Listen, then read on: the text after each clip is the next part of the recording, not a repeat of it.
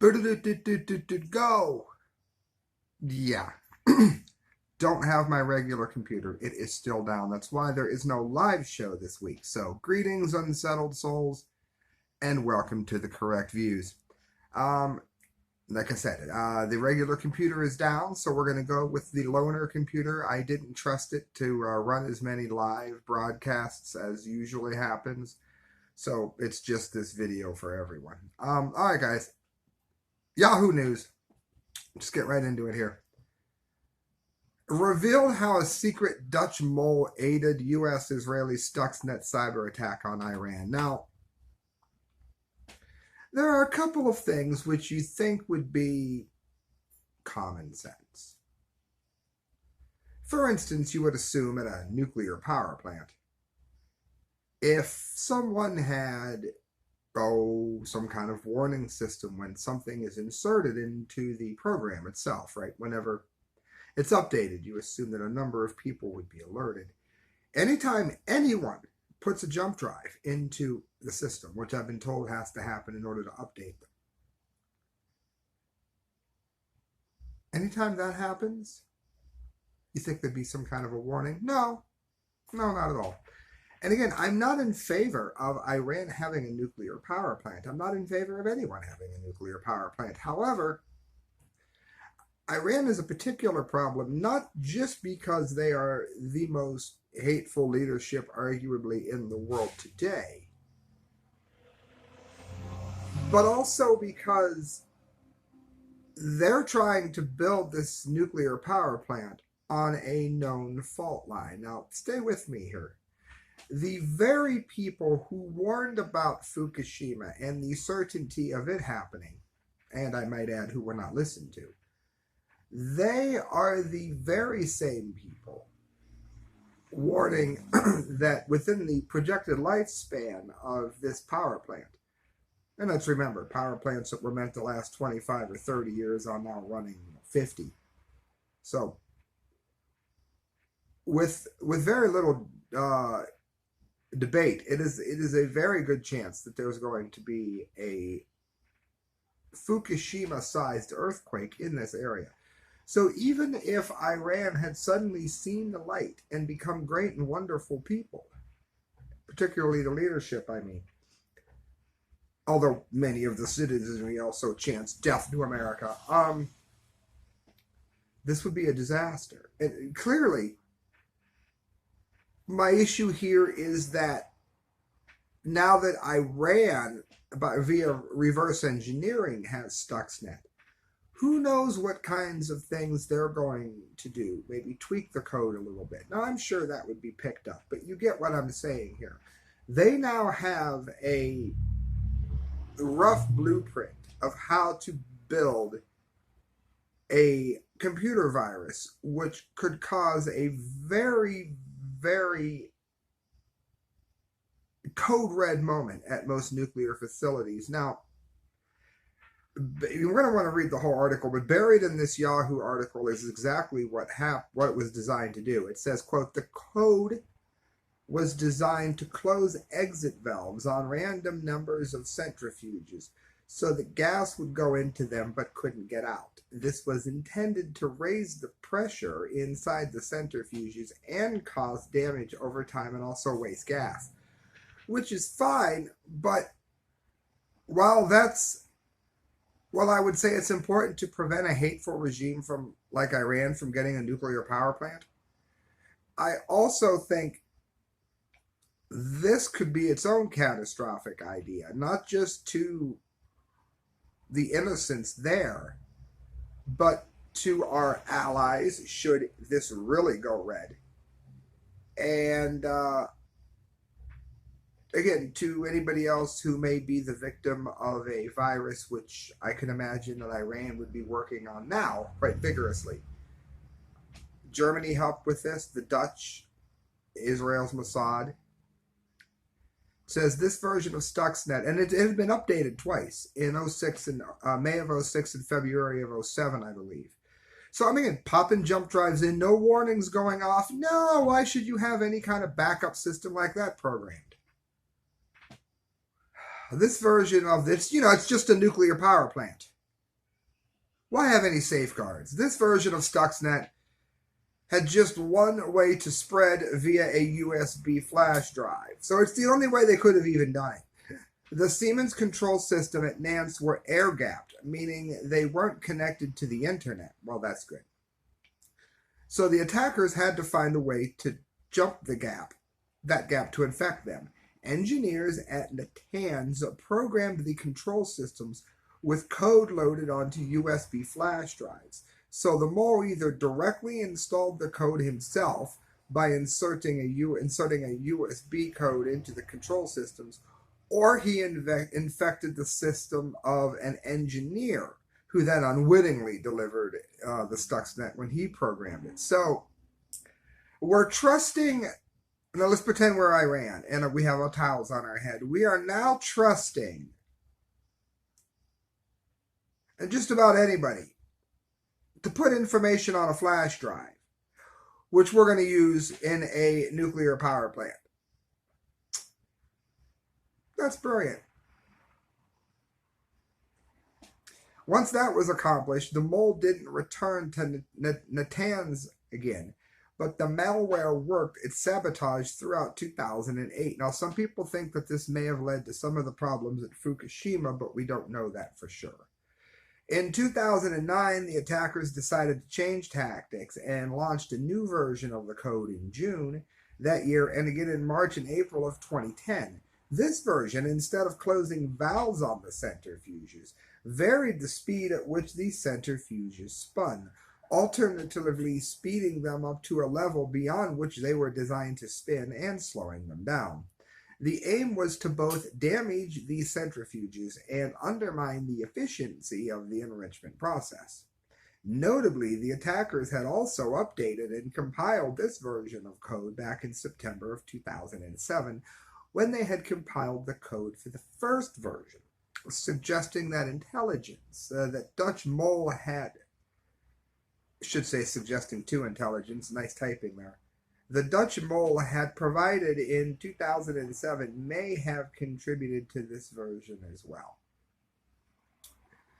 Said once the later code was unleashed, however, the attackers had lost the inside access to Natanz, and they had once enjoyed through the mole, or perhaps they simply no longer needed it. They got this version of Stuxnet into Natanz by infecting general targets who brought it into the plant. The targets were employees of 5 Iranian companies, all of them contractors in the business. In other words, this is where the greed of the world gets to us. And you can read the whole thing on Yahoo, but let me put this in a nutshell. George Bush said this once. One of the few wise things he said, I'm paraphrasing here, many of the most hateful regimes in the world will destroy or steal that which they could never make. Iran has more people working on this than a group jigsaw puzzle on lunch break. They can't do it themselves. They can't. They don't have the technology. They're very religious in some instances, at least the way they practice it, to be fair. Not all of Islam, I'm sure. The way many of them practice it prohibits the women from even learning in some instances. So there you have roughly half the female population. Maybe some of them can learn. So what, a quarter, an eighth of the population even? They can't even learn. If other companies weren't investing in trying to make money off of Iran getting a nuclear power plant, which they should never have, it's like giving a baby a grenade, we wouldn't be in this situation. This is happening due to sheer greed. It's one of the reasons I in this regard, but am not crazy about Trump. Trump does want to make things America first. However, and he was wise to get us out of that Iran deal, because you know what Iran's going to do with, just the material alone to make a dirty bomb. They don't need to make a nuclear bomb from this. People forget that. A dirty bomb could shut down vast sections of New York City. But he also deals with people like Saudi Arabia, who I'm equally concerned about. So I mean, I'm sort of split on his stance there. I am happy that he doesn't want to continue to see progress of one of the most hateful regimes in the world getting a nuclear power plant. Do I wish that the Trumpster was more anti-nuke? Yes, of course I do. And I've said that many times. Foxtrot Alpha in 1962, a lost U-2 spy plane nearly triggered World War III. Now, this is just. I'm going to get back to the Fukushima and all things nuclear in a minute, but this stood out to me, and I think it'll make sense to you too. Dr. Helen Caldicott and many others have spoken about how many times we have almost gone to war and used these ridiculous weapons that we have made. And again, people say, well, nuclear weapons ended World War II. Japan was already ready to give up. They just wanted to keep their emperor, and we bombed them because we said we weren't going to allow them to do so. But after we dropped 2 nuclear bombs on them, what did we do? We allowed them to do so anyhow. Free history lesson here. Why did we do it? Because we wanted to intimidate Russia. And let's remember also, you can search this quite easily. Japan had said in their headline of the newspaper that they were going to attack America at Pearl Harbor. Now, America said they thought it was just a hollow threat. So they weren't even looking? Or did certain people within the government allow Pearl Harbor to happen in order to usher in support for World War II? Considering that Germany was on the ropes and Japan wasn't doing much better, there can be an argument made for that. But in any event, ever since that time, it has been a hair trigger with nuclear weaponry and whatnot. And I wanted to point to some of the errors that can happen here, even above and beyond the dangers which we see not just in the nuclear power industry, of course, but with nuclear weapons. In October of 1962, the Cuban Missile Crisis threatened to escalate into global thermonuclear war.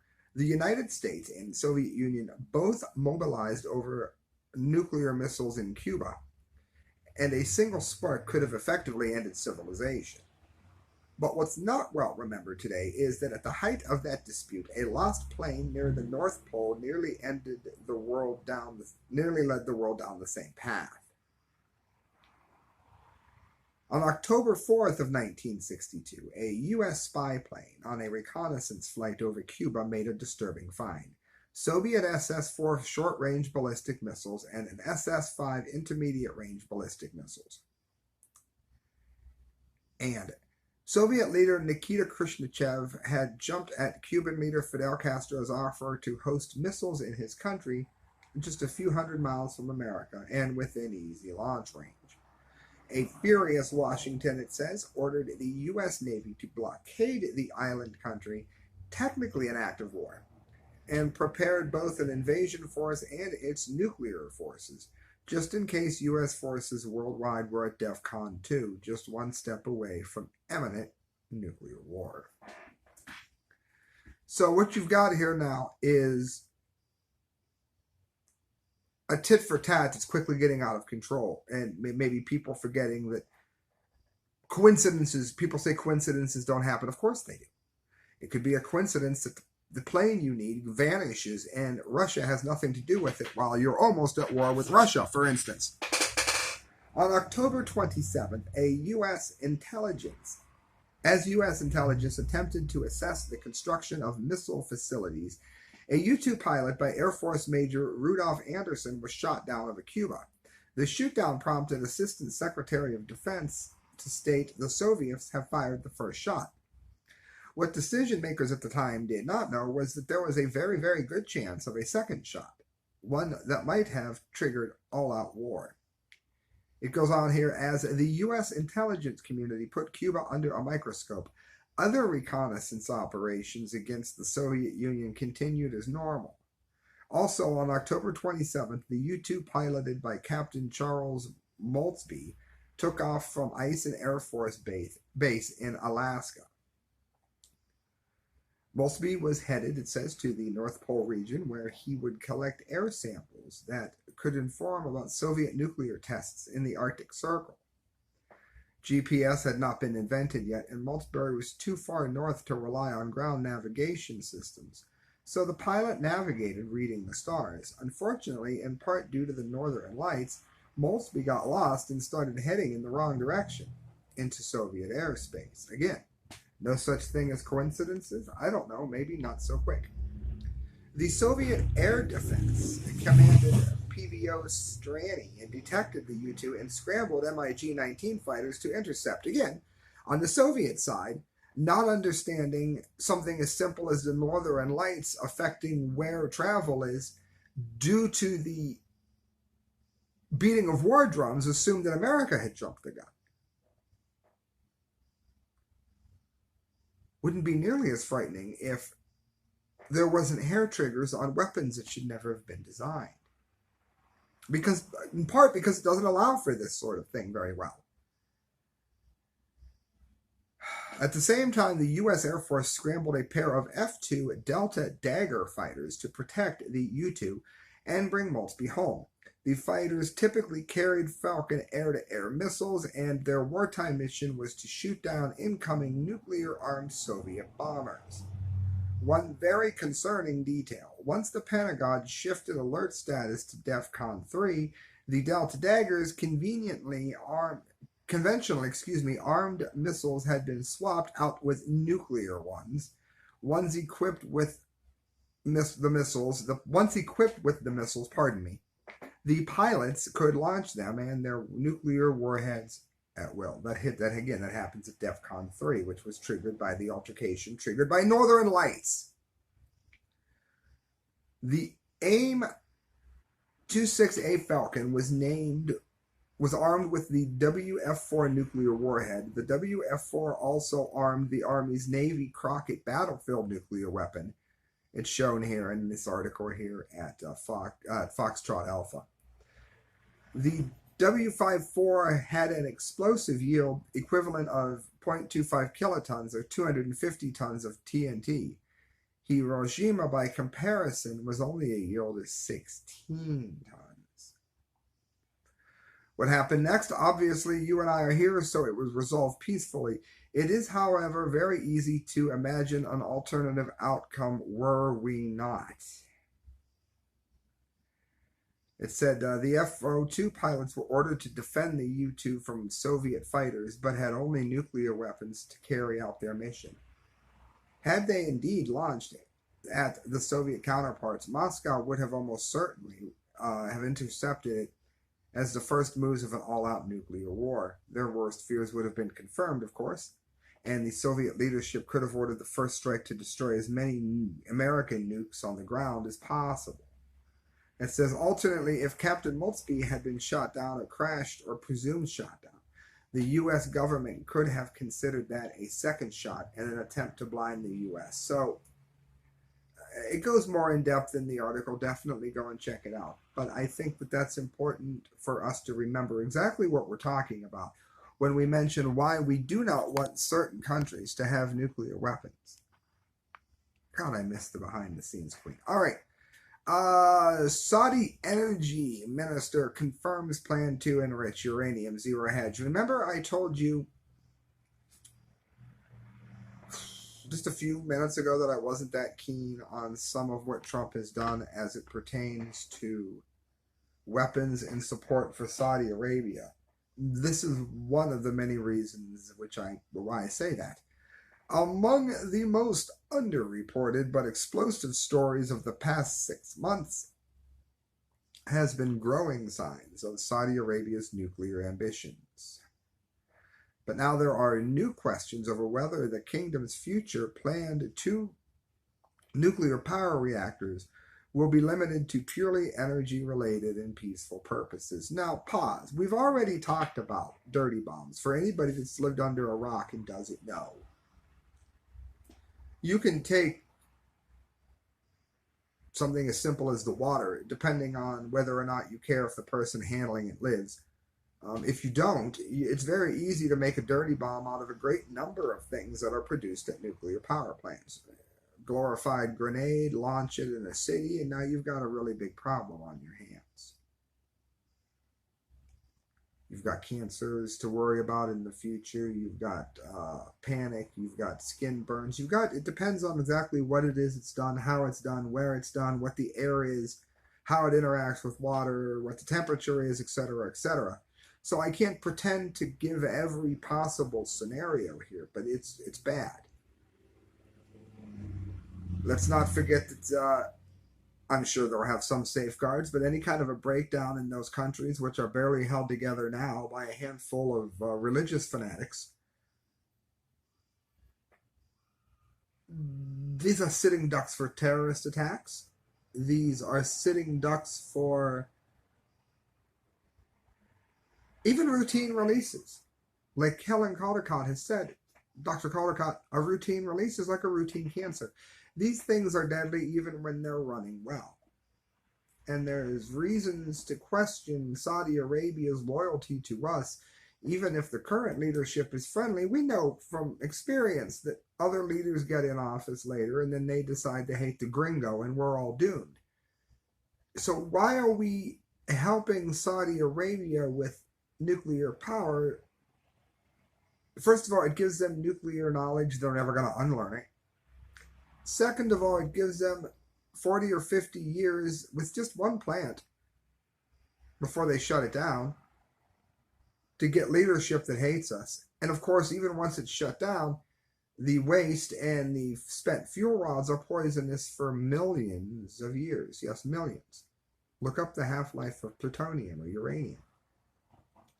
So with all of these concerns, we have this going on. On Monday, the kingdom's nuclear energy minister said Saudi Arabia wants to enrich uranium for its nuclear power program, according to Reuters. And that's an announcement likely to hinder talks with Washington over American companies' potential help in establishing its nuclear energy program. Again, big fan of the Trumpster, as I'm sure you see behind me. But he's wrong on this, friends. I'm sorry, he's just wrong. The world's top oil exporter says it wants to use nuclear power to diversify its energy mix. Yeah, make money. But enrichment also opens up the possibility of military uses of uranium, Reuters noted. No, you think so?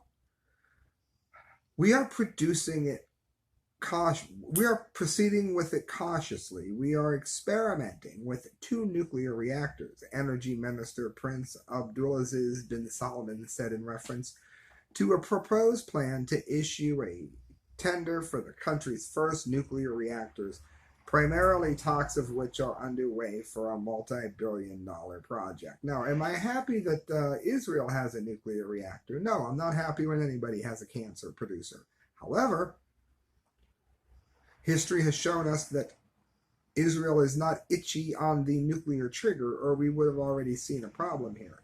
We don't have any reasons to assume that this would be certainty with Saudi Arabia. Again, even if it may be for the short term. The world's top oil exporter says it wants to use nuclear power to diversify the energy. I bet they do. Makes me sick. Reactors, even for peaceful energy purposes, require that uranium be enriched to around 5% purity. But once the technology is in place, it becomes easy to go beyond that, of course, because, like I said earlier, the science isn't going to be unlearned. It's just a process that repeats itself. Costs a lot to do it, but you know how to do it once you know the process. Reuters has reported that progress on the discussions has been difficult because Saudi Arabia does not want to sign a deal that would rule out the possibility of enriching uranium or reprocessing spent fuel. Both are paths to the bomb. So, again, you can find that also on Prison Planet. Think about this. A letter sent from a bipartisan group of senators to the Trump administration said many in Congress therefore worry that Saudi Arabia's interest in someday producing its own stocks of nuclear fuel, despite the fact that the kingdom could purchase fuel on an international market more cheaply, could lead it to divert fuel to convert to nuclear weapons. In other words, it can get the fuel it needs. What is it that they want by doing it themselves? Firecrackers, right? New uranium firecrackers. Think about it, people. Think about it.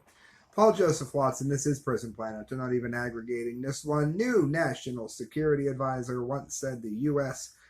could take losing 20 million people in a nuclear war. Now, we've only got 4 stories here, but I had to mention this.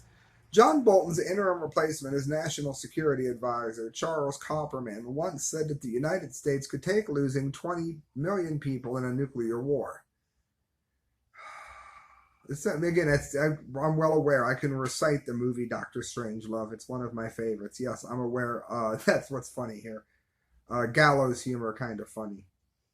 I'm not saying we wouldn't get our hair mussed, but I am saying more than 20 million killed, depending on the breaks.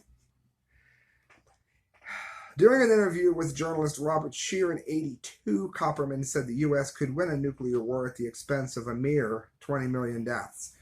He said if the objective in a war is to destroy as many Soviet civilians and as many American civilians as is feasible, and casualty levels reached 150 million on each side, then it's going to be rough to say that you have a surviving nation after that, he said. But depending on how the nuclear war is fought, it could mean the difference between 150 casualties and 200 million casualties. He meant 150 million. I think that is a significant difference. And if the country loses 20 million people, you may have a chance of surviving after that. I think it's possible to win if it is clear after the war that one side is stronger than the other side, then the weaker side is going to accede to the demands of the stronger side. Again, remember Buck Turgidson, the war room scene. I don't even know if this computer is going to play it. But, where is it? In less than 15 minutes from now, the Russians will be making public further to suppress their retaliatory capabilities. We will suffer virtual annihilation. We will immediately launch an all-out here it comes. Attack on all their airfields and missile bases. We stand a damn good chance of catching them with their pants down.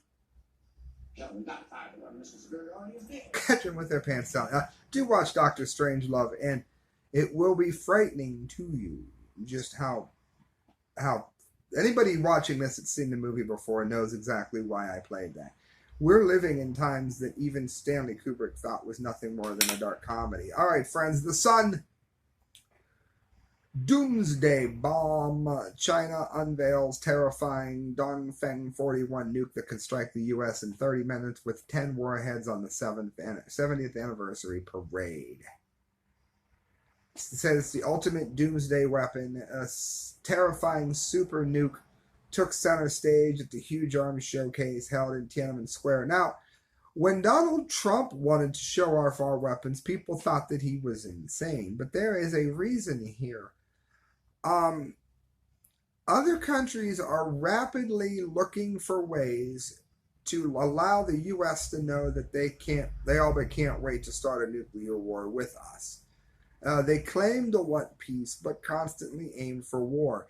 And the trouble is, they have purchased so much of U.S. manufacturing that when the NBA thing hit a couple of days ago, and the owner of GM, whatever he was, bravely stood up. I'm a huge basketball fan, can you tell?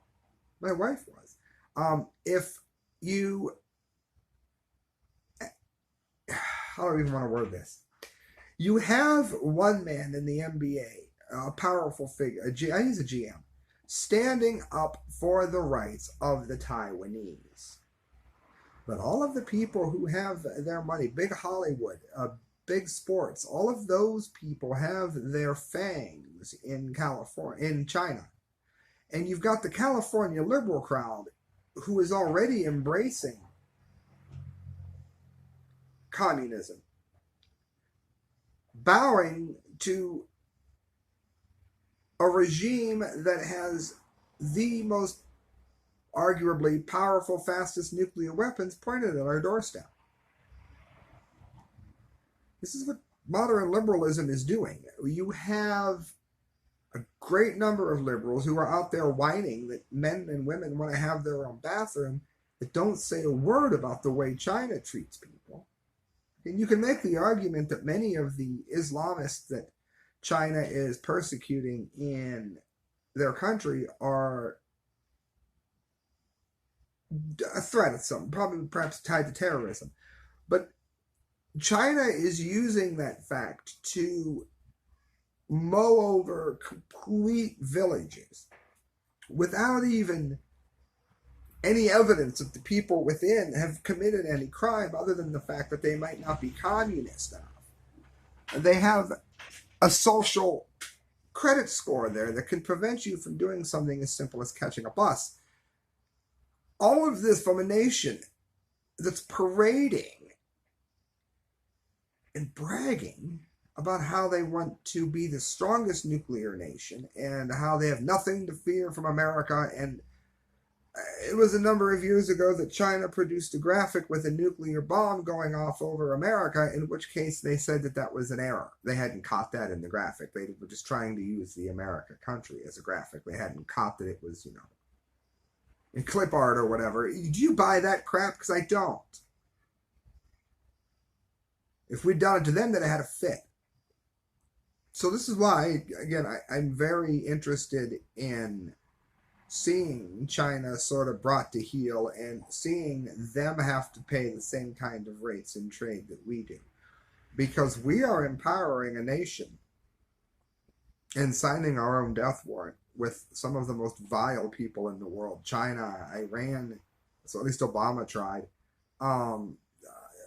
Saudi Arabia, China, Iran. What are we doing? All right, guys, 2 left. The Kansas City Star. 5 earthquakes in less than an hour rattle southeast Missouri, experts say. I'm not going to stay on this long, but ever since last March of 2019, maybe earlier than that, I know myself and, of course, Michael Snyder, End of the American Dream, has been on this since day one. Earthquakes can trigger meltdowns and other nuclear mishaps at power plants. We know this, and I say this every show. We know this because it was the earthquake and not the tsunami that began one of the multiple meltdowns which took place in Fukushima. So, an area, it says here, of southwest Missouri experienced 5 earthquakes in less than an hour Monday morning, experts say. It started with a 2.6 trembler around 11:18 a.m. near Lilburn. So these aren't huge quakes. That's not my point. My point is that the Earth is more active than ever before, and it's the worst time in the world to not only figure out the quickest and safest way to shut nuclear power plants down and what to do with the horrendous fuel that's left behind, but it is also imperative that we do not build new nuclear power plants, and this cannot be stressed enough. And again, I've said it 100 times. If you are in a mutual fund, make sure that mutual fund does not in any way, shape, matter, or form help nuclear power plants, help TEPCO, help GE, help Westinghouse. How do you avoid that? Get in an infrastructure mutual fund, and it avoids much or all of that. All right, guys, Japan is lying about Fukushima disaster as it promotes the 2020 Olympic Games. This is nuclearnews.net, nuclear-news. Japan is lying about the Fukushima disaster as it promotes the 2020 Olympic Games. This is the Dum-D of the day. The dunce cap of the month either be next week or the week after. The Japanese government is lying and should be held accountable for hoodwinking the world about the ravages of Fukushima, especially with the Olympics scheduled for next year. The ashes of half a dozen unidentified laborers ended up at a Buddhist temple in the town of North, just crippled Fukushima plant. Some of the dead men had no papers. Others left no emergency contacts. Their names could not be confirmed, and no family members have been tracked down to claim the remains. They were simply labeled decontamination troops. Now, we've heard before that no real hard evidence on this. I don't want to say that, but there is some evidence which suggests that many of the homeless people that nobody will miss are being worked to death, perhaps in areas which people should not be in, and then left for dead. Now, they're not necessarily being juiced. I think that would show up on an autopsy. If it was enough radioactive poison to kill them, then whoever did the autopsy or came into contact with the body would also be poisoned. And I think at some point that would be picked up. I wouldn't be surprised, but I don't have any reason to believe that that's the case. But they may well have been worked to death. September 16th, 2019, Tokyo Electric Power's Fukushima Daiichi nuclear power station has experienced 3 massive meltdowns in 11. We know that. Addressing the issue, Japan's environmental minister Yoshiki Harada, who's worried about where they're going to store the radioactive water, which they describe now as phosphorescent water here on the website, he gave the following advice. The only option will be to drain it into the sea and dilute it. The only option, they write? Really? Over the past 8 years, Tokyo Electric Power has scrambled like the Mad Hatter to construct emergency storage tanks, about 1,000 of them, to contain upwards of 1 million tons of contaminated radioactive water. You know, the kind of stuff that over time destroys human cells, alters DNA, causes cancer, and produces something like the horrific disfigured creature in John Carpenter's The Thing. Well said. That's the upshot of a triple nuclear meltdown that necessitates constant flow of water to prevent further melting of reactor cores that have been decimated and transfigured into corium or melted blobs. It's the closest thing to a full-blown China syndrome in all of human history. Whew! Although the truth is a little dicey situation for decades to come. And in this article, we find, and this is a rather in-depth article, it says, over time the truth comes out, and when it does, it's dreadfully atrocious. A BBC special report, The True Toll of Chernobyl, the official internationally recognized death toll of just 31 died as an immediate result of Chernobyl, where the UN estimates that only 50 deaths can be directly attributed to the disaster. That's the official tally. Ugh. It's so far off the mark that if it was a baseball pitch, it would be in the dirt, and a prime example of the public not getting the truth about the ravages of nuclear power accidents. According to the BBC article, the Russian Academy of Sciences said that 112,000 to 125,000 had died by 2005. And they died as a result of radiation exposure. That's 2,500 times more than the death toll official reports, which also never increased the number over time as radiation takes its merry old time blasting, destroying, and altering human cell structure. The official report leaves out all cases of radiation exposure that kills and cripples in subsequent days, months, and years. So you see, if you don't die right away, then they don't include it. They just say, oh, you got cancer anyway. No, you would not have just gotten cancer anyway. That's why cancer rates were up so high.